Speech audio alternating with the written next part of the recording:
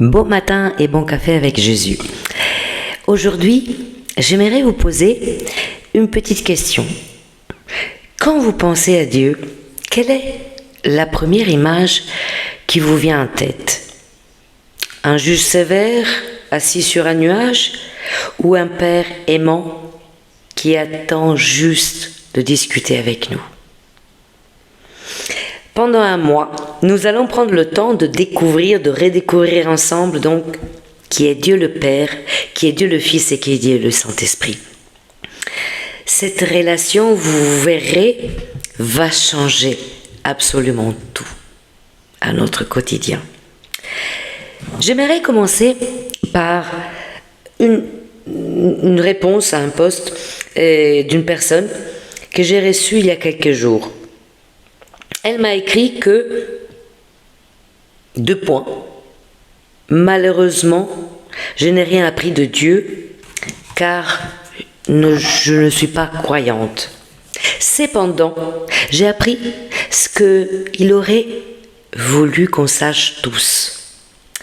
Donc Dieu, m'a appris à prendre soin de la planète, car la nature est la mère de nous tous. J'ai beaucoup aimé cette réponse, car tout n'ayant pas cette personne eu, malheureusement, d'enseignement chrétien, elle a dans son cœur un message important de Dieu. Respecter sa création. En effet, Dieu est la mère de toutes les créations des créatures. Et prendre soin de la planète, c'est respecter le chef-d'œuvre du Créateur.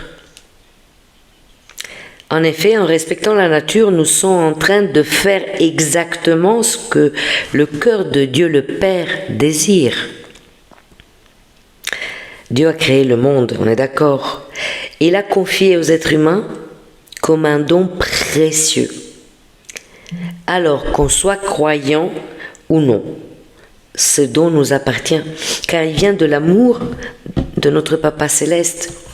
Dieu, à travers sa création, parle au cœur de tous ses enfants et il nous transmet son amour à travers la beauté de sa création.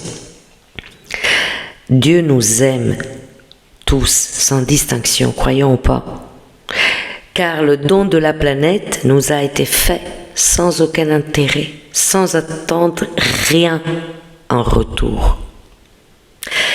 L'Éternel Dieu prit l'homme et le plaça dans le jardin d'Éden pour en prendre soin et pour le garder. On lit dans Genèse 2, 15. Donc, prendre soin de la planète, c'est remercier le Père, la Mère, Créateur, pour le don qu'il a fait. Et ainsi, on se rapproche de lui.